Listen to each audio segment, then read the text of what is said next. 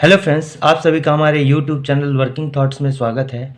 आज इस वीडियो में रीजनिंग का नेक्स्ट सेट को डिस्कस करेंगे। सर्कल बेस्ड प्रॉब्लम है, उसमें कह रहा है कि एक सर्कल दिया हुआ है, ठीक है। और यहाँ पर जो है कितने लोग बैठे हुए हैं।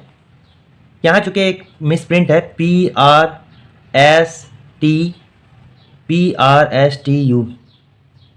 PRST, ठीक है। यहाँ पर 5 लोग बैठे हुए हैं, 5 लोग। क्वेश्चन में चूँकि 4 लोग दिया गया है, लेकिन यहाँ 5 लोग बैठे हुए हैं। और ये कौन कौन है? P है, Q है, R है, S है, T है। Q छूट गया है क्वेश्चन में, ठीक है। R जो है, यहाँ 5 लोग बैठे हुए हैं और पांचों जो है केंद्र की ओर मुख करके बैठा हुआ है। और चूंकि केंद्र की ओर मुख करके बैठा हुआ है तो दाएं बोलेंगे तो क्लॉकवाइज चलेंगे, और बाएं बोलेंगे तो क्लॉकवाइज चलेंगे, और दाएं बोलेगा तो एंटी क्लॉकवाइज चलेंगे। घड़ी के विपरीत दिशा में दाएं, ये हो गया बायां और हो गया दायां, ठीक है। इधर से चलेंगे तो क्या हो जाएगा? बायां, ठीक है। और इधर से चलेंगे तो हो जाएगा दायां। यह है कब? केंद्र की ओर मुख करके करेगा तब, केंद्र की ओर मुख, ठीक है, तब का कंडीशन है। तो यहां पर कह रहा है कि R जो है S के बाईं ओर, मान लेते हैं R के बारे में कह रहा है, S के बाईं ओर कौन है? बायां मतलब इधर, इस साइड में, बायां मतलब इधर, यानी ऐसे चलेंगे, यानी R हो गया, ठीक है। R जो है S के बाईं ओर तथा Q के दाईं ओर, तो तथा जो है यहाँ पर R की ओर ही संकेत कर रहा है, यानी R जो बैठा हुआ है S के बाएं बैठा है तथा Q के दाएं बैठा है, यानी Q के दाएं मतलब ऐसे चलना है, इधर से चलना है। Q अगर यहाँ बैठा देंगे तो ही ना ऐसे करके चलेगा, तो ही ना ऐसे करके चलेगा, ठीक है। इसलिए Q यहाँ पर बैठा दिए। उसके बाद क्या बोल रहा है कि I जो है Q के बाएं और दूसरे स्थान पर बैठा हुआ है। I जो है Q के बाएं और दूसरे स्थान पर बैठा हुआ है, तो Q के बाएं ओर यानी कि क्लॉकवाइज है, घड़ी के दिशा में, तो घड़ी ऐसे चलता है, तो I यहाँ पर बैठा देंगे, ठीक है। I जब यहाँ बैठा देंगे तो Q यहाँ है, तो 1 2 यानी बाएं ओर हो गया। उसके बाद क्या पूछ रहा है कि P S के किस ओर बैठा है, तो यहाँ पर एक ही बच गया। कौन बच गया? P बच गया। P यहाँ पर बैठा देते हैं, कंडीशन है तो P का जो है S से पूछ रहा है। यहाँ पर P का S से 2 कंडीशन है। अगर हम दाएं चलेंगे, घड़ी के विपरीत दिशा में चलेंगे, तो P जो है S के किधर बैठा हुआ है? 1 2 दाएं बैठा हुआ है। P जो है S के दाएं बैठा हुआ है, और बाएं से घड़ी के दिशा में यानी कि बाएं लेके चलेंगे तो 1 2 3 यानी बाएं किधर? तीसरा बैठा हुआ है। P जो है S के बाएं तीसरे पोजीशन पे है, और घड़ी के विपरीत दिशा में लेंगे तो दूसरे पोजीशन पे है, ठीक है। तो पहला ऑप्शन है कि A दाईं ओर, तो A चूंकि दाईं ओर भी है और बाईं ओर भी है, तो A और B से मेरा ऑप्शन A B से कंफर्म नहीं हो रहा है, और सामने तो होगा ही नहीं। लेकिन ऑप्शन नंबर D में चूंकि दिया गया है मेरा कि दाईं ओर दूसरा, यानी इसके बारे में बोल रहा है, दाईं ओर दूसरा, तो दाईं ओर दूसरा ये बिल्कुल सही है, ठीक है। और ऑप्शन नंबर जो D है वो मेरा क्या होगा? करेक्ट होगा। Option number D is correct. मैं नेक्स्ट क्वेश्चन दिया गया कि दी गई जानकारी को ध्यान से पढ़ें और नीचे दी गई प्रश्न का उत्तर दें। तो डॉलर का अर्थ यहाँ पर क्या दिया गया है? $D का अर्थ है KD का पिता है, तो डॉलर का अर्थ क्या दिया गया है? पिता दिया गया है। उसी तरह मेरा क्या दिया गया है कि लेस देन का अर्थ क्या दिया गया है? पत्नी दिया गया है, पत्नी, पत्नी दिया गया है। और ग्रेटर देन D का अर्थ क्या दिया गया है? ये क्या है? पुत्री है, पुत्री हो गया। उसी तरह मेरा एट द रेट का अर्थ क्या दिया गया है? ये दिया गया है, पुत्र दिया गया है, ठीक है। तो हमको क्या करना है कि जब भी चलना है, जैसे यहाँ पर कंडीशन दिया है कि H इज R, फिर डॉलर दिया गया है, फिर S दिया गया है, फिर at the rate T greater than N दिया गया है, और S और N के बीच में निकालना है। S और N के बीच में निकालना है, तो इधर हमको देखना ही नहीं है S और N के बीच में। तो एट द रेट का अर्थ क्या होता है? पुत्र होता है, तो यहाँ लिख लेते हैं पुत्र है, ठीक है। क्वेश्चन एग्जाम्स में हम क्या करेंगे? ये मन मन में ही करेंगे, ठीक है, कि ये पुत्र हो गया, और ये क्या हो गया? ग्रेटर देन का अर्थ क्या हो गया? पुत्री हो गया। ये मन में ही करेंगे। और जब भी हम देखेंगे कंडीशन को, इधर से इस साइड से देखेंगे, ठीक है, राइट टू लेफ्ट में, यानी कि दाएं से बाएं की ओर चलेंगे। और जिसके साथ कंपैरिजन करना है, जैसे यहाँ S और N के बीच में S का जो है N से क्या संबंध है वो हमको निकालना है, ठीक है, S का N से। तो यहाँ पर जो लास्ट वाला है, यहाँ पर खुद को रखेंगे और कंपेरिजन करेंगे। तो ये मेरा कौन हो गया?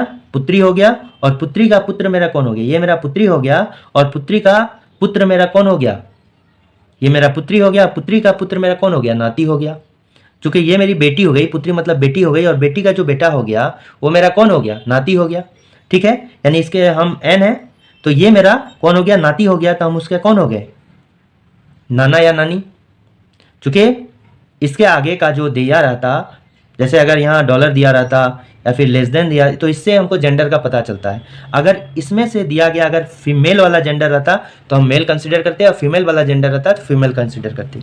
जैसे ये चूंकि नाना या नानी हो गया इसका, तो अगर यहाँ डॉलर होता और यहाँ इक्वेशन आगे बना हुआ होता तो डॉलर होता या एट द रेट होता तो हम कहते नाना होता, और लेस देन और ग्रेटर देन होता तो हम कहते नानी है, क्योंकि इसके आगे वाला से इसका जेंडर का पता चलता है।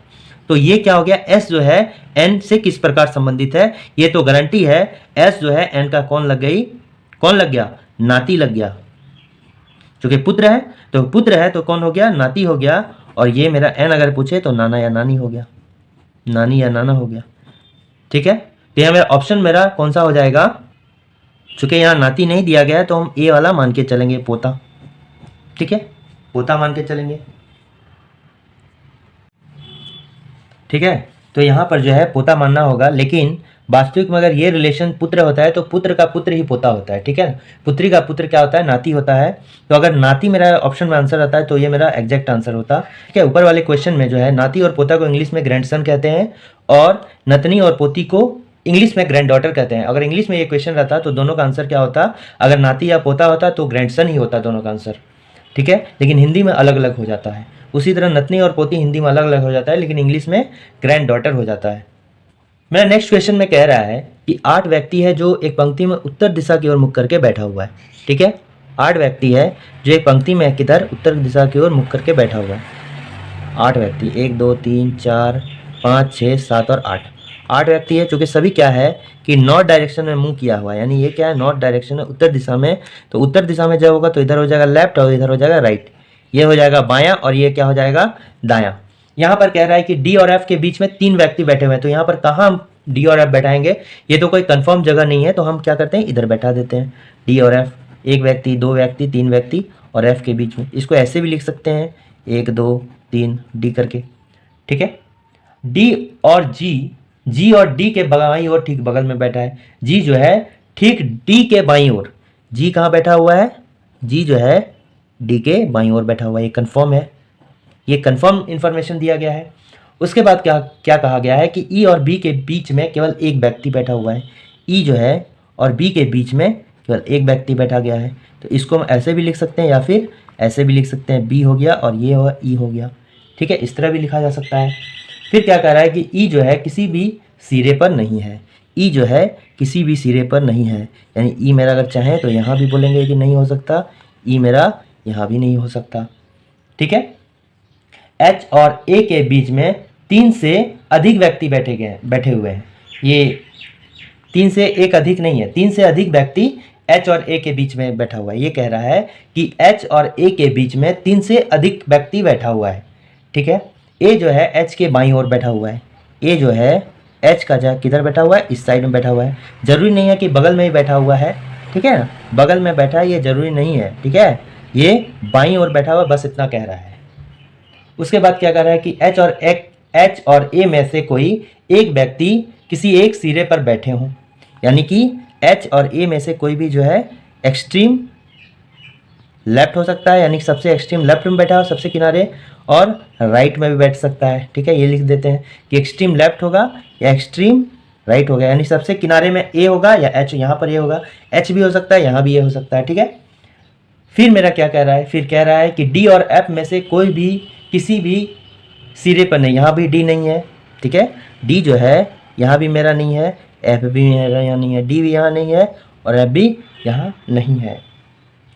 उसके बाद कह रहा है कि ई और बी जो है जी और डी का निकटतम पड़ोसी नहीं है, तो यानी कि ई और बी जहाँ पर बैठेगा, ठीक है, ई और बी जहाँ पर बैठेगा वहाँ डी और ई भी नहीं बैठेगा।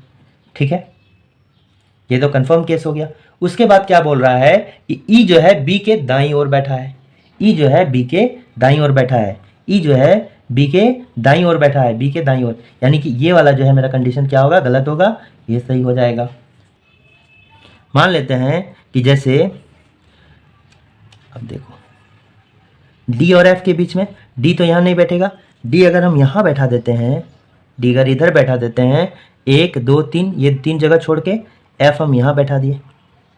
ठीक है, एफ यहाँ पर बैठा दिए, और एफ जब यहाँ पर बैठा दिए, ठीक है, बी और ई के बीच में एक व्यक्ति है और ए या एच इधर बैठेगा, लास्ट में बैठेगा। ठीक है, और ये भी दिया गया है कि जब भी बैठेगा एच के राइट में, एच के लेफ्ट में यानी कि एच के बाएं बैठेगा, एच मेरा हम इधर बैठा देते हैं, ठीक है। ए मेरा कहीं इधर भी होगा, ठीक है। एच मेरा यहाँ कहीं पर इस साइड में होगा। और यहाँ पर एक बात बैठा हुआ है कि एच और ए के बीच में 3 से अधिक बैठे हुए हैं व्यक्ति, 1 2 3 यहाँ पर है और 4 मान लेते हैं। ए तो यहाँ नहीं बैठेगा, एच और ए में से कोई एक बैठता है, तो 1 2 3 और 4 ये मान लेते हैं यहाँ पर बैठा हुआ है। 3 से अधिक व्यक्ति तब नहीं यहाँ होगा, और यहाँ तो ये नहीं बैठा सकते हैं, यानी ए का जगह सिर्फ यहाँ पर हो गया। उसके बाद क्या हो गया, बी और ई को भी बैठाना है। बी और ई यहाँ पर हो सकता है, लेकिन बी और ई डी के अगल बगल में नहीं बैठेगा बी, ठीक है। बी और ई के बीच में एक व्यक्ति है, तो बी कहाँ पर बैठा देते हैं, यहाँ पर बी बैठा देते हैं, ठीक है। बी यहाँ पर बैठा देते हैं। ई मेरा कहाँ बैठा देते हैं, यहाँ पर बैठा देते हैं। अगर इसको लेके चलें तो डी यहाँ हो गया तो जी यहाँ हो जाएगा, बचा सिर्फ एक जगह, तो यहाँ पर क्या हो जाएगा, सी हो जाएगा, ठीक है। यानी कि हमको क्या पूछ रहा है कि एच और सी के बीच में कितने व्यक्ति बैठे हुए हैं, 1 2 और 3 व्यक्ति बैठे हुए हैं। तो एच एंड सी के बीच में कितने बैठे हैं, 3 लोग बैठे हैं, 3 लोग, ठीक है। 3 लोग बैठे हुए हैं। तो ऑप्शन नंबर कौन सा हो गया, सी। ऑप्शन नंबर जो डी होगा वो मेरा करेक्ट आंसर हो जाएगा। Option number D is correct answer.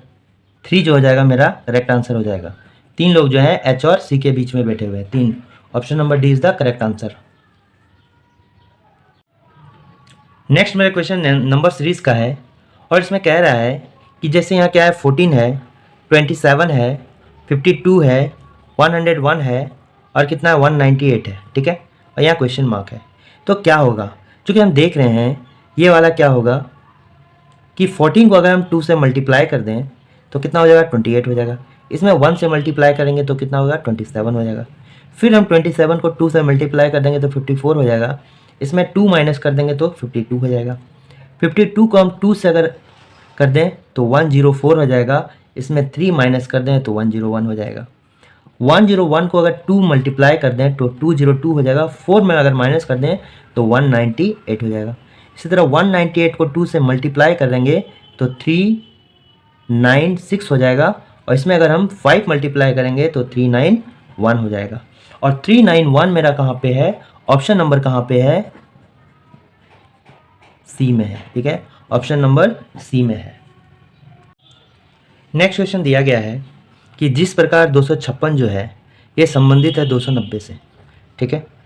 तो उसी प्रकार हम 961 जो है कैसे संबंधित है, किससे संबंधित वो करना। चूँकि ये देखते हैं 256 कितना का स्क्वायर होता है, 16 का स्क्वायर होता है। और ये जो होता है अप्रॉक्सीमेट 289 के करीब है, जो 17 का कितना स्क्वायर है, ठीक है। और इससे देखते हैं ये कितना एक ज़्यादा है, ठीक है। उसी तरह हम क्या करेंगे, 961 किसका होता है, 31 का स्क्वायर होता है। तो 31 में एक ज़्यादा कर देंगे, +1 कर देंगे 31 में, हो जाएगा 32 हो जाएगा।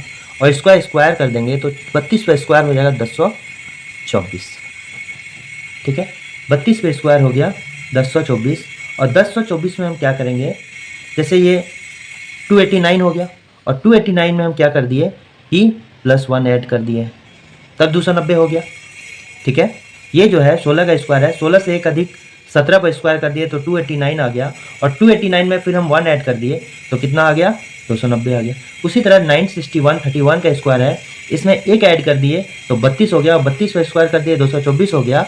और 224 + 1 कर देंगे तो कितना हो जाएगा, 1025 हो जाएगा। और ऑप्शन नंबर सी क्या होगा, इसका करेक्ट आंसर होगा। Option number C correct answer होगा।